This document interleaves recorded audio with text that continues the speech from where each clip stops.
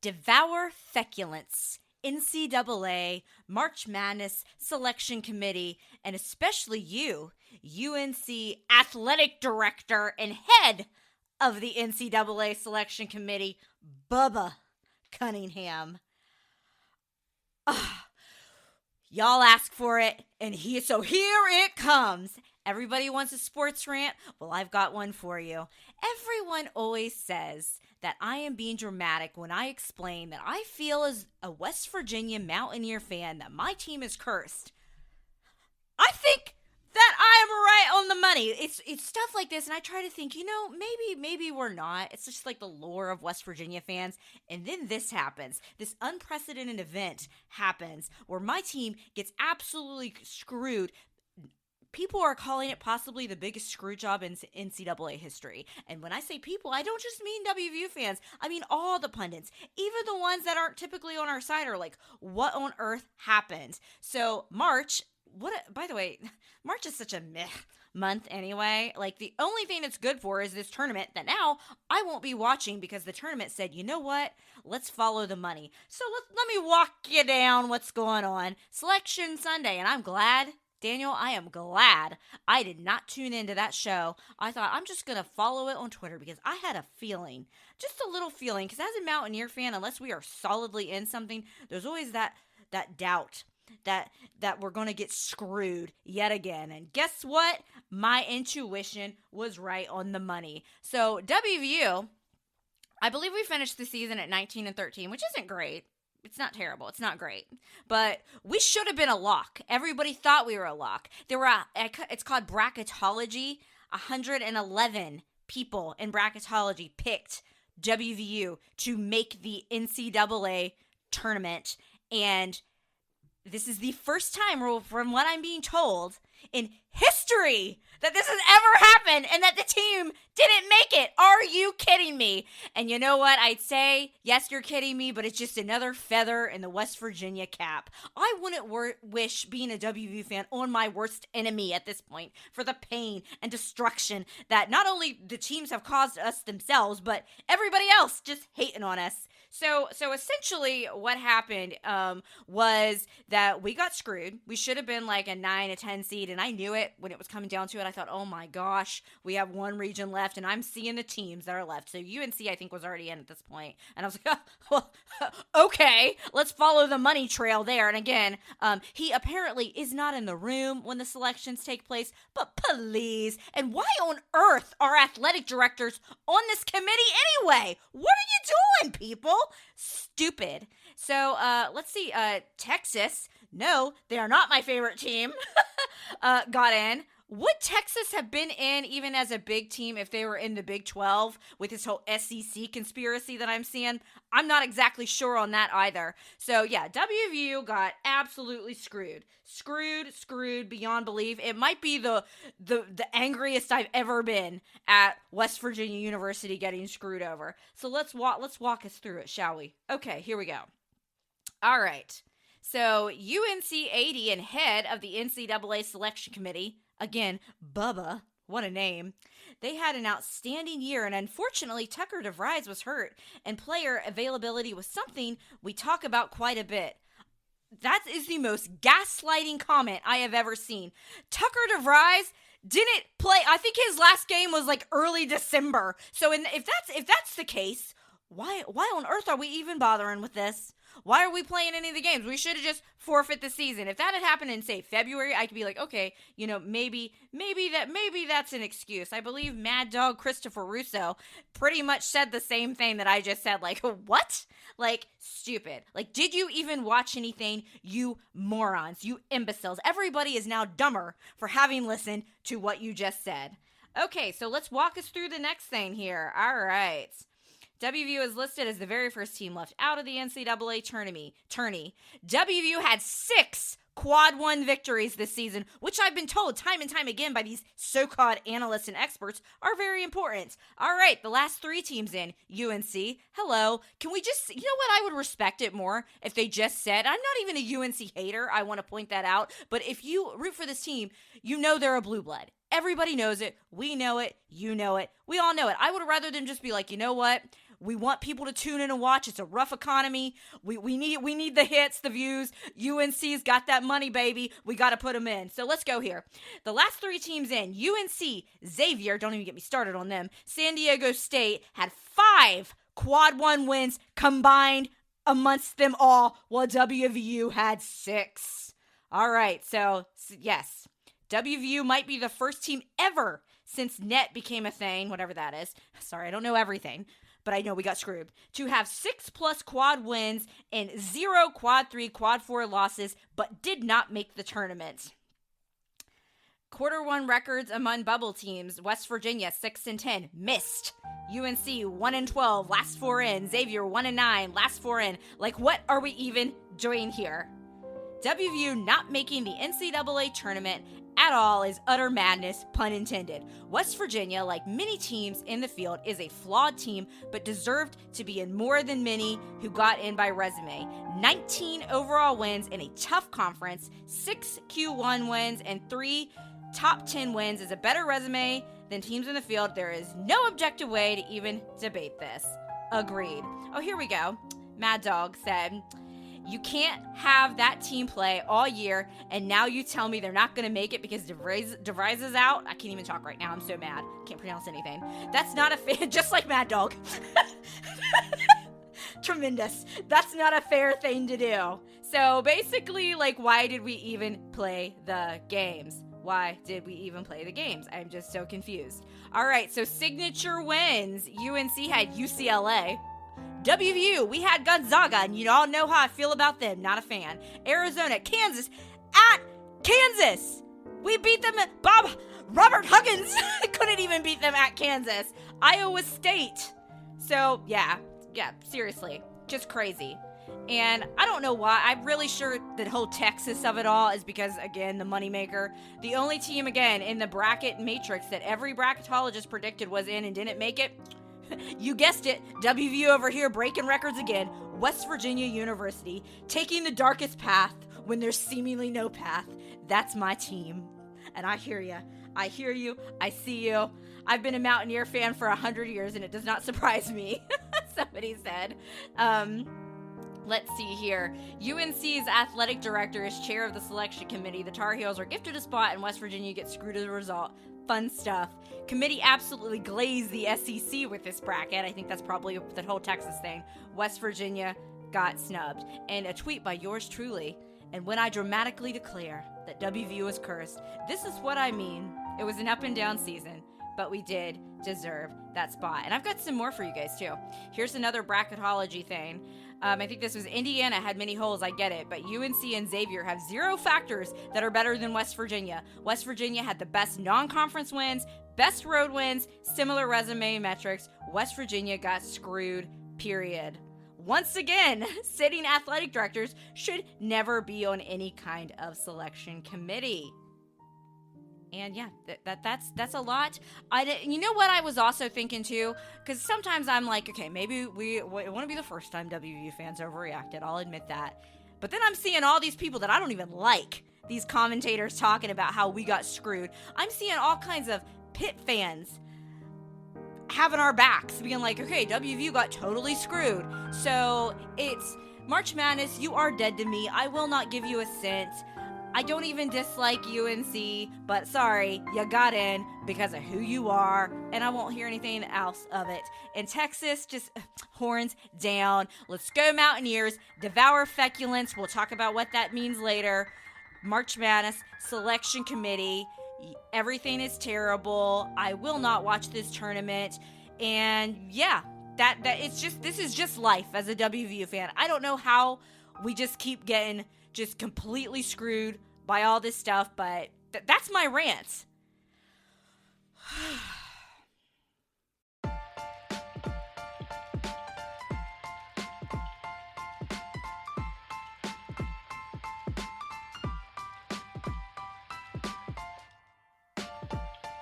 Hey everybody, and welcome to We Watch TV. It is the podcast about the TV that we watch.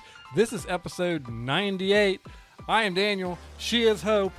And she is mad. She is mad. Fired up. I haven't had this big of a crash out over sports in a long time. I've been doing real good with therapy. You know, Neil Brown era kind of sucked everything out of me and just made me not care. But ooh, when you screw me over like this, It's your March Madness crash out. Truly. I mean, what do you think? I mean, it's horrible. It's crap. To put it politely, it is crap. Like when you look at the numbers of those, when you look at specifically, you know, the numbers of the last teams in and the first team out, WVU, there's just no comparison to those numbers. Yeah. Like the quad wins, I don't even know exactly what a quad win is, but it is apparently something that's very important, except when it's not important. And it just highlights for me my biggest problem with college sport in general. Is that it always comes back to the teams that got the money. Show me the money, and baby. the teams that don't. And UNC is one of those teams, like them or hate them, that's got the money. Watch them make a run. That's got the TV eyeballs. And when and they say that stuff doesn't make a difference, but it clearly does. You clearly look at WVU versus UNC and said, okay, well, who are we going to get to? How many people are going to tune in to watch that game? Bubba probably went and celebrated at the Old Country Buffet. Do you read of that? Or Golden Corral, and just had himself a time for this. You know what? I just wish they wouldn't insult our intelligence. Just say it. Say we need the hits, we need the views. It makes more sense to put these teams.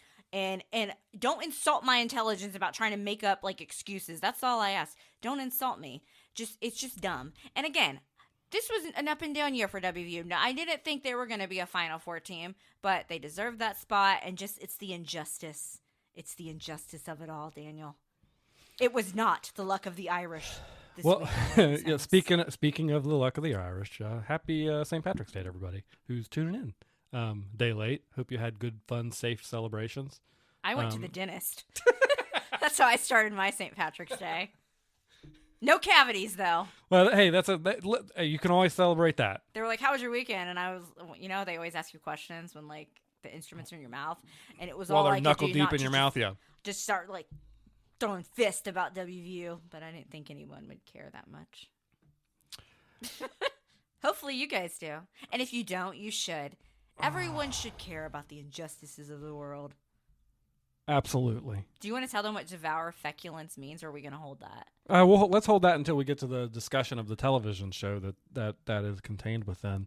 Before we get to TV, though, I know we've talked a little bit basketball. We're bringing another favorite topic of the podcast up here. Mm-hmm. We have a pop review and beverage review.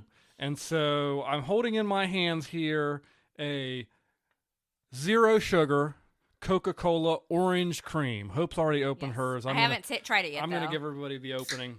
A little ASMR there. Right here. So go ahead, Hope. Give her a shot. Right. Let's see what we think. Now, they make this in regular Coke, too. Just so you know. Okay, so I'm going first. Yeah, go for it. My throat hurts after all that ranting. Huh. I need it to ruminate for a minute. I don't like that at all. I'm not gonna have another. I'm not having another sip. Are you serious? No, not one more sip.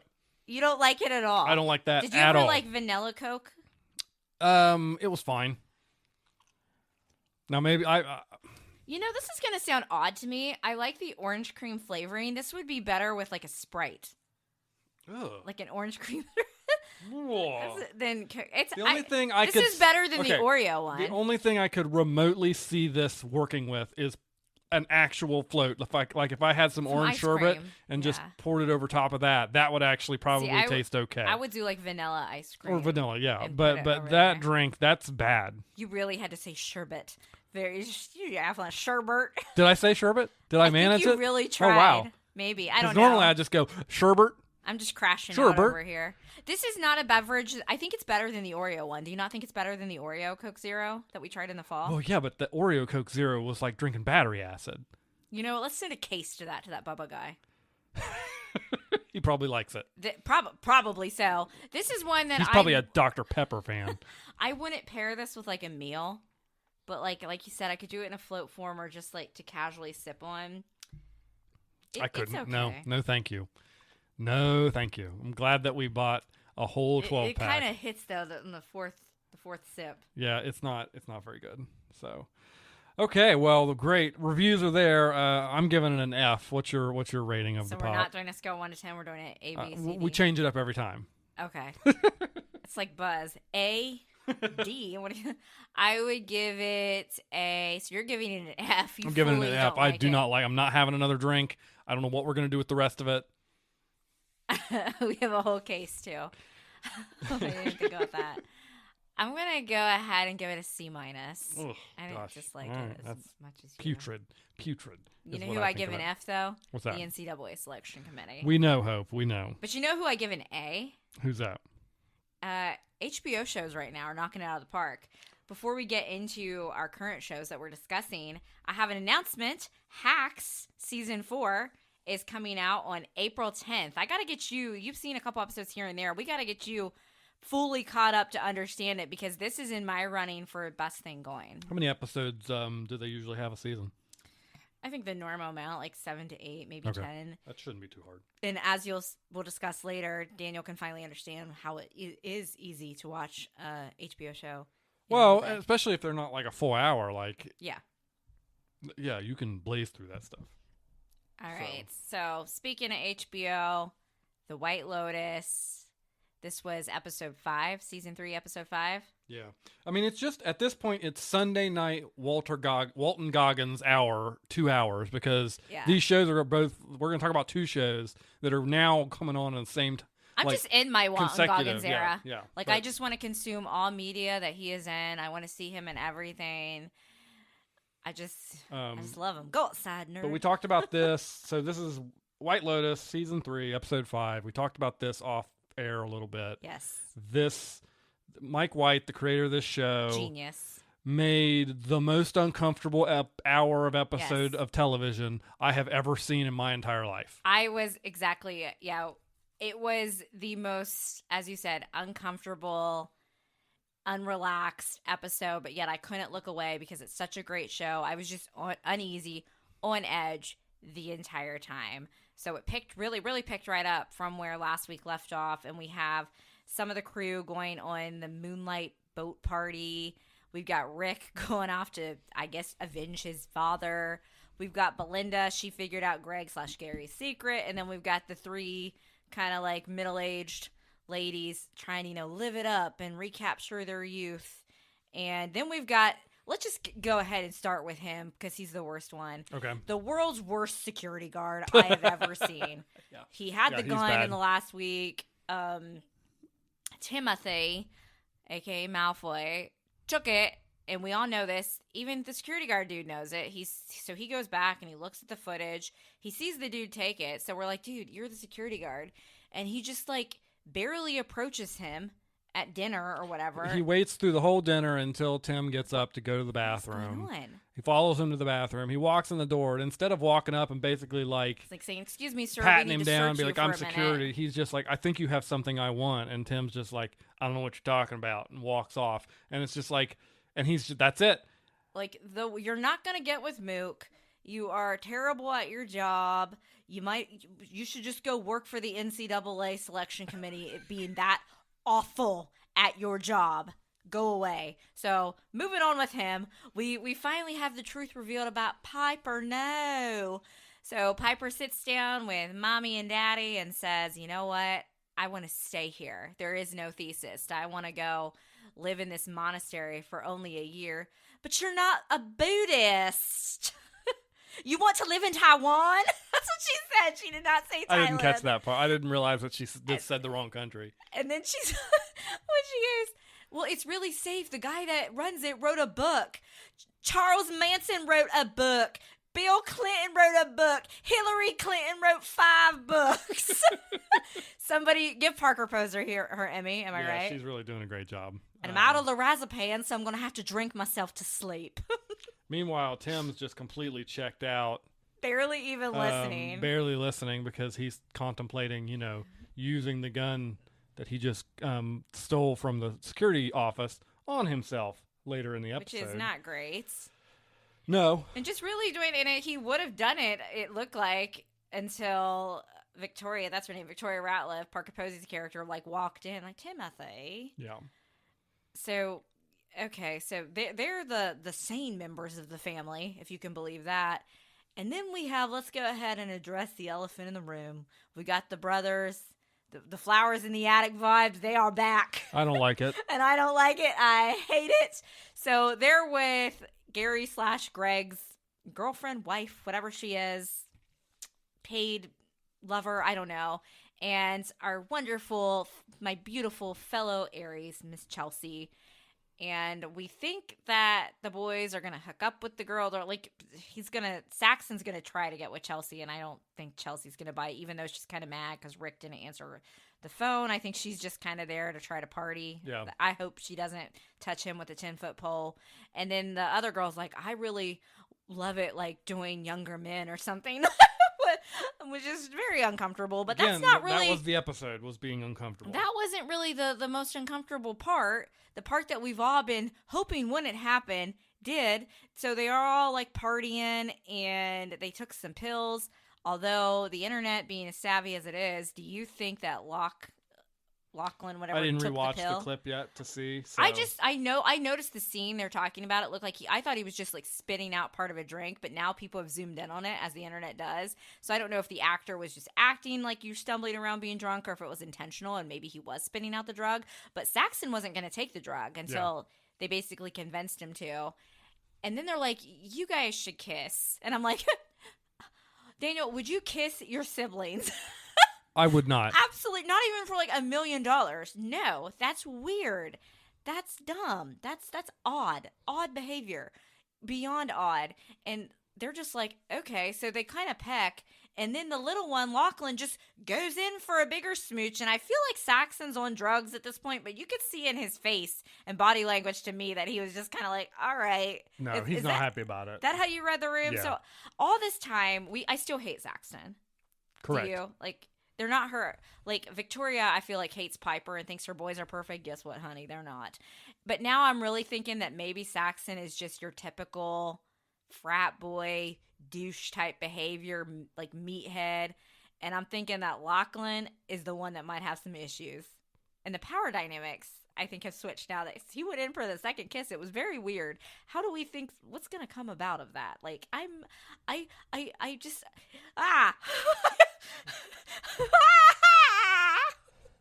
I don't know. I think awkward next conversation in the next episode because we didn't really see like a lot of the other characters for this episode. We kind of got to see not necessarily a full wrap up, but a little bit. But that after that moment, that was the last we saw of those characters on the boat.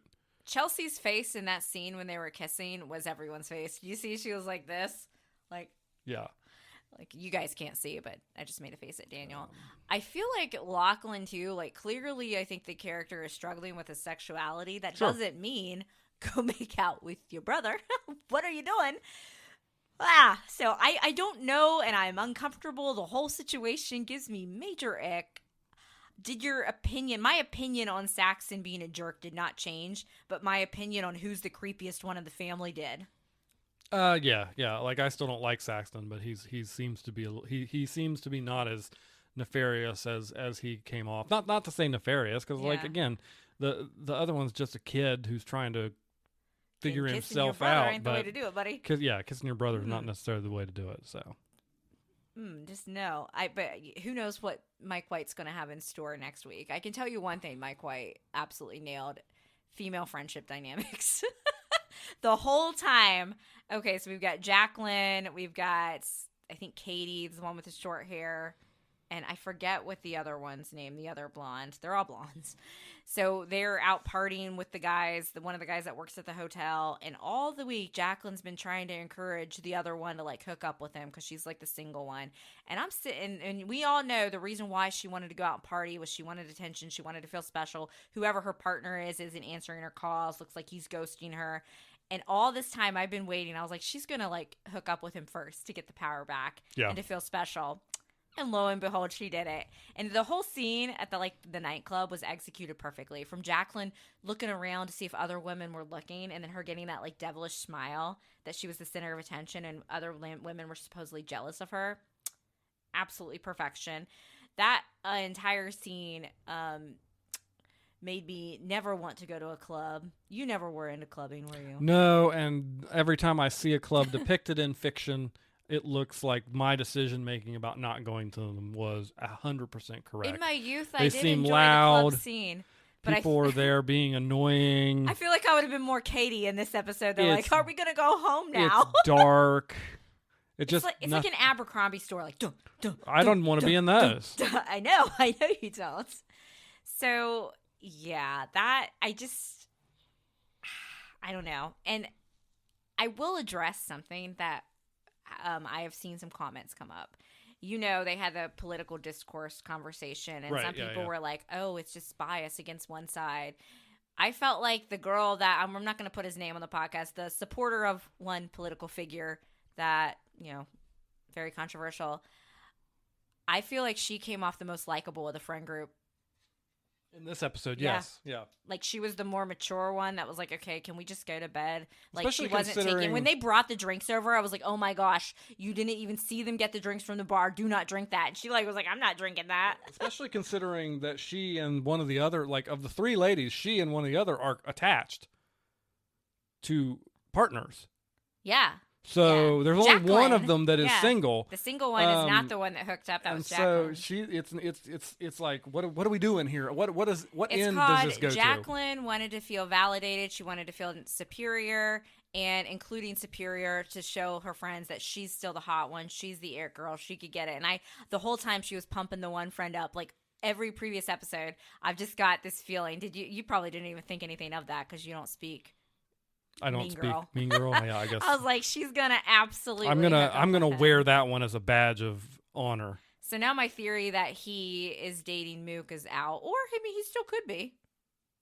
I haven't gotten any indication that there is any connection between them yet. And I feel like if the show was going to do that, they would have given us some sort of weird hint somewhere along the line. And I don't even think we've seen them in the same scene. I just thought that, I think they did, like he talked to the world's worst security guard. And I guess I was theorizing that maybe if he and Mook weren't dating, that they were in on it to the break-in together, but now I'm just thinking the security guard's just the village idiot. I don't know where Mike White's going with this. Yeah, I don't know. Yeah, you're right. I will say definitely in that one scene where one of the friends is talking to Kate and starts going in about like his family trauma. I've had that happen to me from perfect strangers in clubs and bars and stuff before. Like I'm in the bathroom at like a bar and like some random lady comes up to me and just starts like spilling her guts to me, and I'm like, it's okay, sweetie. I've been there where you hear like my cousin so and so like died, and you're just like, whoa, like just yeah. Have you ever had just a stranger just randomly?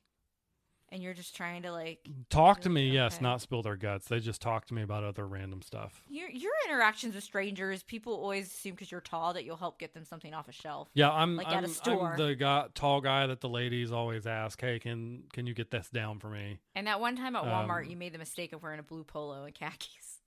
Yeah, I was wearing. Yeah, that's when people. So everybody thought I worked there. You know, actually, I'll be honest. Like, I have been approached at Walmart multiple times as if I work there. It's not just been one time. So that happens to you, and I get strangers to tell me their life's tragedies in bathrooms and cry on my shoulder. We're blessed. Got it. Blessed. All right. So speaking of tragedies, Belinda goes down. I don't know why she thought to go talk to the hotel manager. All I know is that he was like, Gary/Greg is very interested in you suddenly. He really wants to meet with you. That was weird. And then the moment she brought up the word police, did you see the manager completely change his tune? Oh, yeah. Something's going on there. They want to keep that stuff out of their resort. Yeah. They don't want their resort's name involved in any of that kind of stuff. I'm worried for Belinda. I'm worried for Belinda as well. Although she did hook up. Yeah, she did. I don't know. And of course, Mike White, the producer, creator of the show, has done a perfect job of basically like starting the season off with this. We all know a shooting is going to go down in the resort.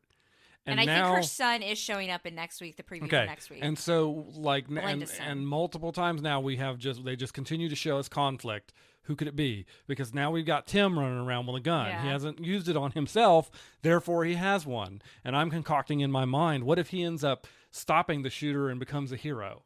And then we have Rick, And then we have Rick, who's gotten a hold of a gun in Bangkok. And so we're Yeah. assuming he's going to be back from Bangkok by the time the end of the show takes place. So he has a gun. The security guard doesn't have a gun. And like, so it's just, they're building tension over the course of the season. And I think that a lot of people I've seen online who are impatient they're missing the point. I feel like he's of what's building it here. Beautifully. Yeah. Like, I didn't dislike season 2, but everybody, I feel like all the season 2 fans are the ones that aren't liking this one as much. This is taking me back to season 1, weaving the story in, and I'm just excited what comes next. I can't wait. I think we have, is it 3 more episodes? I think it is 3, yeah. Check, so. I can put that down. Yeah, we've got 3 more episodes, and the next episode is entitled Niles. Episode 7, Killer Instincts, and there is not a title on the final episode, but the description, according to IMDb, says, at a tropical resort, this is for the finale, at a tropical resort, guests and staff experience a full week of adventures, secrets, and unexpected encounters that shape their lives forever. So we have to also talk about Rick in Bangkok. It feels like he did the least in this episode, but also, yet has the most memorable scene. What's that actor's name? So he meets up with Sam Rockwell, who is married or dating Leslie Bibb, who plays Kate in real life. Do we think that they just Mike White told Sam Rockwell, just here, I want you to talk about things like this, but just go for it and do this monologue? And then they didn't tell Walton Goggins what he was going to talk about? Or is Walton Goggins just that amazing of an actor? I don't know. I think it could be an interesting way to go either way. But yeah, it was a very weird conversation. A weird and graphic conversation. But I think it speaks to the uncomfortableness and anxiety of the episode. Well, yes, it matched the anxiety of the episode, but it also, like, Rick is going through some stuff. Yeah. And he's, to a certain extent, trying to ignore it. His face is though we listen, but we don't judge. But now he's met up with his friend who he's had. He got the gun. Who he got the gun from, and he even said, "Hey, I might need you tomorrow night for some help." Right. So then we may see him again if he chooses to go forward with whatever it is he's going to go forward with. Which I'm not even entirely sure he knows what he's going to do, because he's trying to find the person that killed his father. So that was that, but he's talked to the therapist at the resort. Now he's talked to his friend who's gone through, ultimately his friend went through all this wild stuff and now he's a Buddhist. I think there's still going to be something going on with the blender, because I kept bringing it up. But honestly, I'm loving this season. I look forward to every Sunday, even though, to quote Victoria about this last episode, well, that was stressful. Thought I was going to have a grand mal seizure. Well, let's switch over to Apple TV here real quick. Speaking of stress, Devour Feculence. Episode 9 of Severance, Season 2, which we're finally back to seeing what everybody... We took a break last week to see some backstory on what's-her-face, Miss Cobell. We're back to seeing what the gang is up to. And it was a wonderful, amazing episode. Why don't you tell us what Devour Feculence means if people haven't put context clues together? It means eat shit, Mr. Drummond. Mr. Melchick's Crash Out, I think, might be better than my March Madness Crash Out, and he is my favorite character in the show, for better or worse, because he's definitely villainy, but I don't know if he's necessarily full-blown villain like the Egans. Yeah. And it's just, I don't know what it is, that actor, the delivery, that entire scene. I felt like we were both, like, I'm pretty sure I was clapping, like audibly clapping. All right, so go ahead and circle us back. Start of the episode, where it kicks off with Mark, and they're meeting up with Mrs. Cobell, Mark and his sister. We get a brief opening conversation between Helena Egan and her father, which was just off-putting and strange. That was odd. The way she was eating it, no one can make... You always make fun of the way I eat things. She was eating a deviled egg weird. Or no, a hard-boiled egg.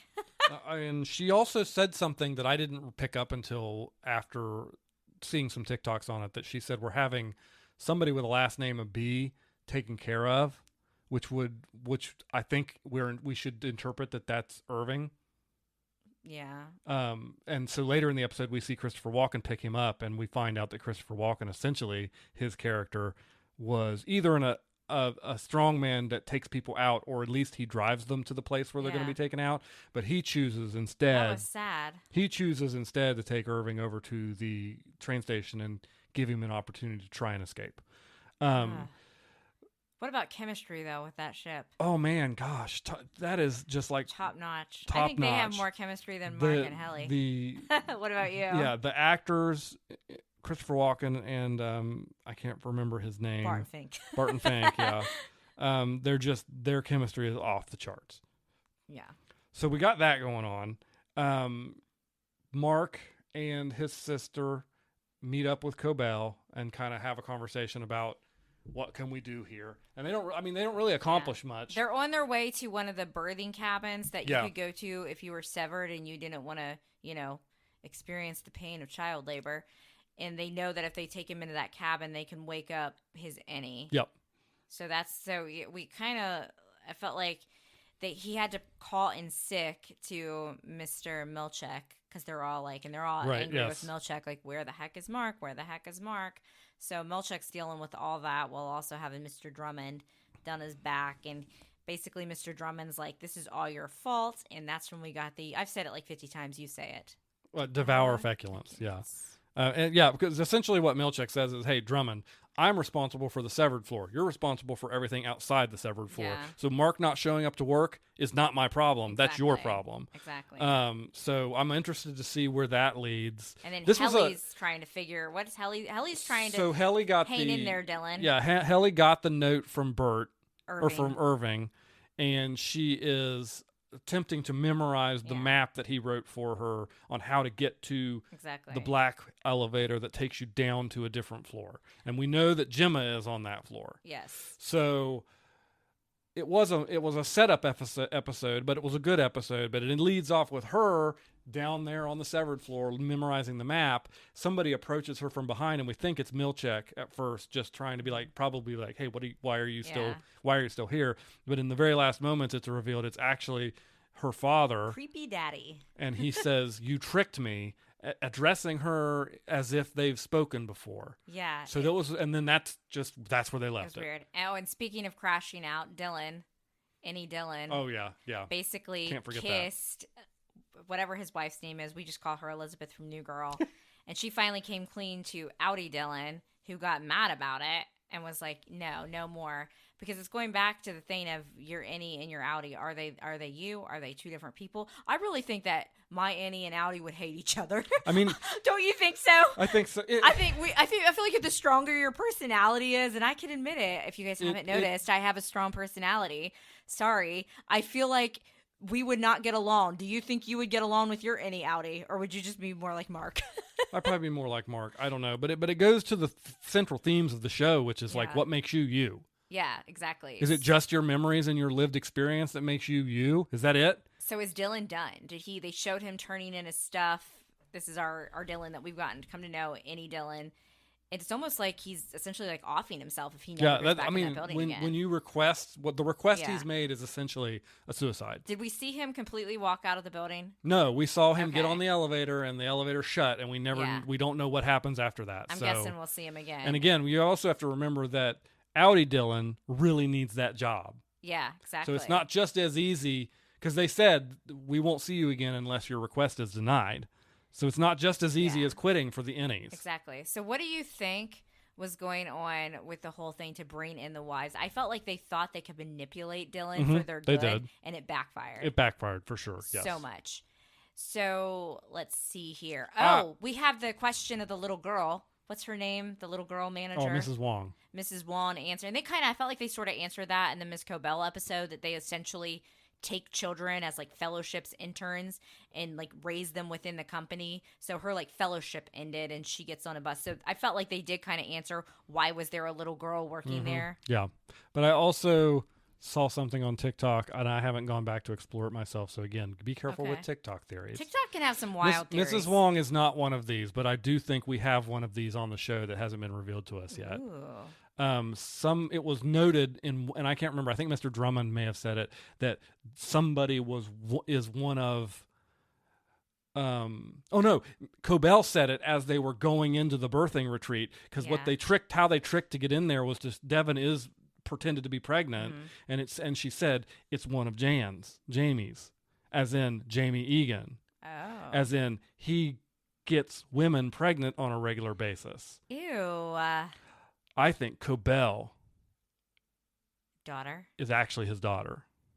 Ooh. And that's why there's even maybe more rub against Helly Yeah. and Cobell. Now, maybe that's not Well, we got one true, episode left. but we know that from the Cobell episode last week Yeah. that the mother was devout, Yeah. but the sister hates. Yeah.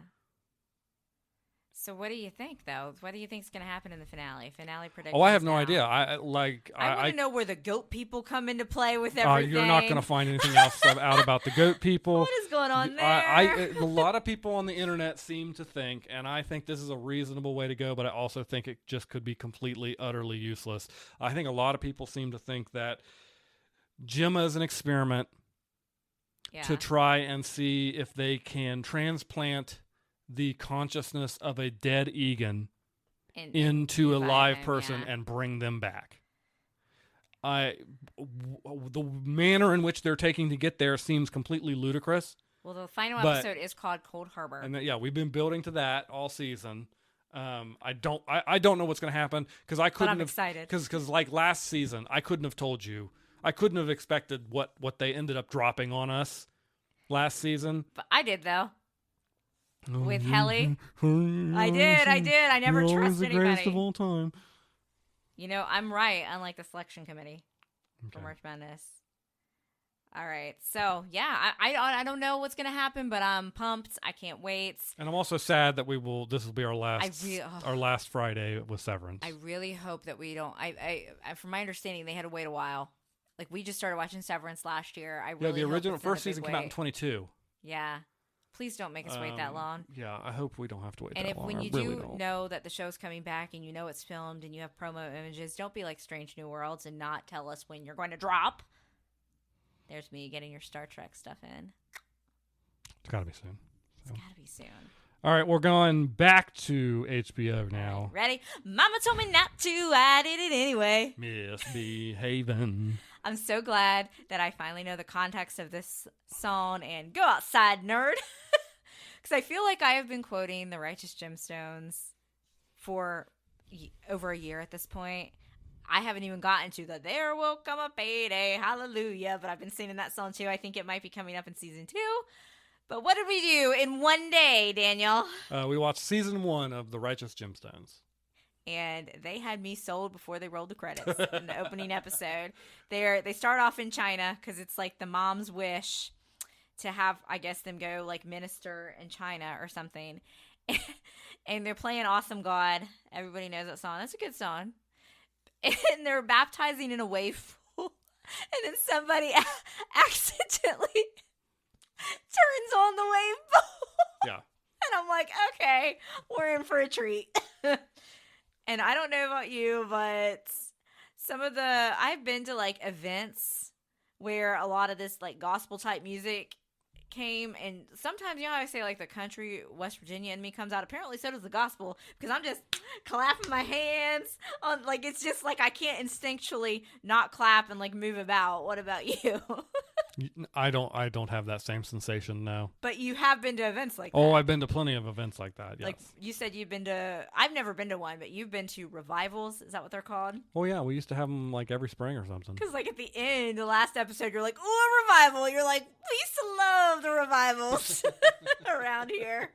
So I don't think, if somebody was asking me the question, for those of you that are like, does this show making fun of religion? No, I do not think it is making fun of religion, but I do think it is going after some of those kind of mega churches that do take advantage of people and should be called out for what they do. So I think you could be a Christian person and still get a kick out of this show. I don't, would you agree? Like, I don't think. Yeah, I think this was a commentary on the excess. Yeah, like of churches, not necessarily on religion itself. It's almost like you think where Jesus walked in and the thing and he like turned the tables. Like they always reference that. Like they didn't reference that in the show, but you could almost like think of that story because they talked about some of like the small town preachers that were kind of getting run out by the mega church and all the money they were bringing in that they don't get taxed for. Like, it's so that's just, I had to put that out there if you're worried about that. And I mean, Eli's character there, like his arc through the whole season was essentially basically that's John Goodman. John correct? Goodman's character. Okay. Yes, he's the patriarch of the family. And his arc is essentially going from, you know, running the mega church and franchises, which I'm assuming is a real thing.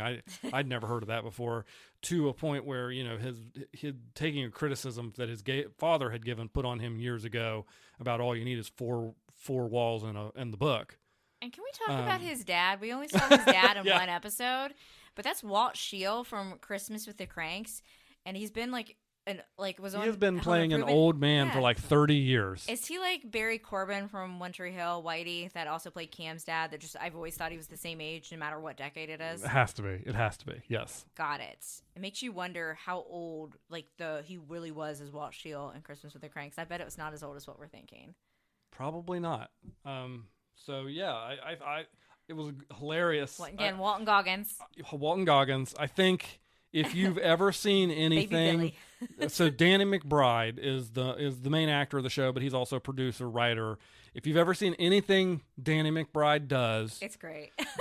You know whether or not you like his kind of comedy. Trailer Park Boys, Vice Principals. You know, he's done some movies as well. You either like Danny McBride's brand of comedy, or you do not. And I do. And so if that going in, know that. He plays Brother Jesse. We've got Adam Devine in it, who plays the younger brother. I don't know the name of the sister, Judy Lee, but it's just, I don't know. Were you sold like instantly as well? Like we flew through it. It was certainly so by the funny. first episode. For me, the first episode went by, and it was kind of a longer first episode. But when they get to the shopping mall parking lot at the end, and the showdown with the blackmailers, and the way that goes down, including the running over of the blackmail, and just showing it all, and just like I knew, like, oh yeah, this is the show, this is it. I'm here for this. So his kind of Jesse, Danny McBride's character, his conflict was he's being blackmailed because he was caught on tape doing drugs with prostitutes. Now he didn't do anything with the prostitutes. Some people did. But we find out that his estranged son, Gideon, was one of the people that were blackmailing. And I actually feel like for a comedy, I felt like they really described their father-son dynamic well and did a really good job illustrating the hurt from both ends in that relationship and then mending the relationship at the end. Like for a comedy that's not taking itself too seriously, I honestly thought that was really well done. What about you? No, I agree. I think that I think you said this when we got done. They made this that it could have been a very good standalone if they weren't going to get renewed for any extra seasons. I think the story they told stands on its own, and I do think Danny McBride's character, you see him have a little bit of growth, not a ton, but a little enough that he realistic decides to go mend fences with his son and actually do some real work that's actually meaningful instead of just make a bunch of money for the church. I'm sure we'll regress them for the next season, but of course, yeah. Uncle Baby Billy, who got struck by lightning, we thought he's at the end still scamming people. He clearly wants some money. His sister, I think, was obviously who has passed the matriarch, Amy Lee. She was clearly the talent. But I'll have to say, Walton Goggins did a good job singing that song. I thought so. I thought so. Tell me not to, I did it anyway. Because you brought up the question. You brought up the question of why didn't they dub. But that's that wasn't my question. That was somebody's question on Reddit. But that's because they brought in, and I did not know that the mother, Amy Lee, was played by a country music star. Yes. So somebody on Reddit, it wasn't me that asked this. They were like, why didn't they dub Walton Goggins to make him sound better? I'm like, for one, the whole point of it is that he's got the showmanship skills, but like she's the talent. She's like the brand. And I've heard clips of that song for a while now, and we always knew we were probably going to watch the Righteous Gemstones. The timing wasn't right. The timing finally worked out. And every time I would hear this woman sing, this actress, I was like, she sounds a lot like the lead singer from Sugarland, who has a very distinct voice. And there was a time, I am from West Virginia, and I do sometimes like the country music. Love your baby girl. That's one of the Sugarland songs from 2004. So then I go to IMDb, as I always do, and lo and behold, you don't want to know why she sounds like the lead singer from Sugarland? Because she is. She just looks way different with the wig and the glasses on, so they did a really good job with that. I haven't felt that much of a reveal since, say, Drake. So back in the day, when Drake first became a thing, I was like, why does this new rapper guy that everyone's talking about look like the dude that was in a wheelchair on Degrassi? Because he is Mr. Jimmy Brooks. Aubrey Graham was his name. So yeah, he should have stayed on Degrassi. So, anyways, yeah, I'm looking forward to watching season 4 has just started on HBO. That's why I say that Sunday nights on HBO is Walton Goggins night, because White Lotus and that show are coming on at the same time, or not the same time, but they're on the same night. I feel like with our pace, I don't obviously, we have responsibilities, so we can't just watch a show in one day again.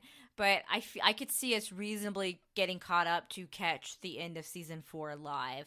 Yeah, I could see that. I could see that. Because, if it's a 10-episode season, we watched season 1 in one day. Now, I don't know that that's going to be our pace going forward. We had a particularly lazy day that day we watched it. Insane wins. Yeah, but I don't think it's unreasonable to suggest that we'll just catch up to season 4 premiering live. So I feel like you didn't know either. You were like, oh, that's the kid that played Gideon from Santa Clarita Diet, which he's in. And then I'm like, yeah, and from 4 Christmases. And you had to think about it. He's the Google Me. Yeah, he is. Another great iconic movie. But yeah, I'm super excited for season 2. I can't wait to hear There Will Come a Payday. Oh, and can I just say that anybody that's questioning the church that's in the mall, I've been to a church that was in a movie theater, and I've seen churches in malls before, and that is absolutely a real thing. I heard somebody being like, they wouldn't do that. I'm like, yes, they do. There was a church which I don't think I think they still do. It used to be a movie gallery, and then it was a tanning salon, and now it's a church it's right by Walgreens. Okay. In our town. So yes, that is very common. I have one more note from the show that you made me write down. It's just 2 words. North Myrtle. Oh. So when Uncle Baby Billy and Amy Lee were planning out their tour, he's like, and we're going to start off with North Myrtle. And I really like how he specifically referenced North Myrtle, not Myrtle. We were always North Myrtle people as well. Can't be from West Virginia or Southeast Ohio without going to Myrtle Beach a couple times in your youth. Okay, guys, if you don't believe me, our local news stations will always have our weather, and then they always put Myrtle Beach's weather on there too, just so we all know how how West things are Virginia's going. favorite beaches join. So. All righty, well, we are through that. You want to talk about some ancient television? Hope is plotting her way slowly through the back end of Desperate Housewives. Yes. What season are you on now? I am on season 7, and I have taken a slowdown because the end is near. There are only 8 seasons, and I know you're like, did it fall off? No, it's still very good. It's just I want to extend it as long as I can. Okay. I still love it. I hadn't sat down and watched it with you for a while. You watched the riot, and suddenly the riot is there. Or Paul Young's back. But the thing is, knowing this show, I could have watched the last episode with you. And I don't know how many I missed in between the last episode I watched with you and the riot. Yeah, the riot on Wisteria Lane, because Paul Young is back as the villain. Okay. I like them bringing him back in as the villain. Is he your favorite villain of the show? I'm gonna say probably, yeah. I feel like Paul, bringing, gotta always. It makes me wonder if they thought season 7 might be the last, and it might not do an 8 because they're like, let's bring back the final boss. So far, I'd say Paul Young is my favorite villain. That I feel like that actor is a good villain because he's not really villainy in Mad Men, but you certainly don't like Duck Phillips in Mad Men. He's more of an antagonist in Mad Men. So many people that are in Mad Men are in Desperate Housewives. It's nuts. Well, who's your favorite character so far in Desperate Housewives? Okay, so I think Bree gets the best storylines, but my favorite character is Gabby Solis. I just find Gabby funny. Even though they give her comedic relief, but they give Gabby a lot of trauma. And they're like, I felt like they just kept giving Eva Longoria stuff to do. They're like, go handle this really traumatic storyline about your baby being swapped at birth in the hospital, but make it funny. They approach a lot of pretty serious topics in a very, very jokey manner. Yeah. It's kind of off-putting. Who is the most annoying character, and why is it Tom? I was ready to say, you knew Tom Scoville, the most annoying character. on this show. He drives me crazy. Are you just asking me why is it Tom? He's a man-child. I mean, I get Lynette can be a ball buster, but Tom is so Can annoying. be. You better not be Team Tom. What is your favorite ship? My favorite ship? I'm totally asking these questions unprompted without a list or anything. Well, you mean my Star Trek ships? Just kidding. Yeah. My favorite ship on Desperate Housewives would have to be, well, I do like Mike and Susan. They're kind of, I like them together and I want them to be together. I'm going to go with my toxic babies. I actually do like Gabby and Carlos. I feel like those two, they can both be awful people. They're super toxic, but I feel like they're just meant to be. Speaking of ships, I do want to say that Sunday. I did promise you I would she watch. promised me. Yeah. No, wait. Hold on a second. You had me all happy Sunday. from a Target shopping spree and Starbies in my body. You unprompted looked at me and said, I'm in the mood to watch Star Trek. I didn't say I'm in the mood. Yes, you did. No, I didn't. I didn't say, let's watch Star Trek. I didn't bring it Oh. up. You said, I'm in the mood to watch Star Deception. Trek. And then I said, well, what flavor? And you said, original series. And I said, I'll find an episode for you. So I've got two for you to I pick don't think from. I said I'm in the mood. Yes, you did. Okay. So I've got two for you to pick from whenever you're ready. All right. For everybody listening, if you want to weigh in, the two are either a time travel episode, which I mean, time travel is always a banger, Yeah. or Vulcan family I want drama. Vulcan family drama. That's always good. Imagine if a Vulcan family moved on Wisteria Lane with the Desperate Housewives crew. I think they can make it work. I really do.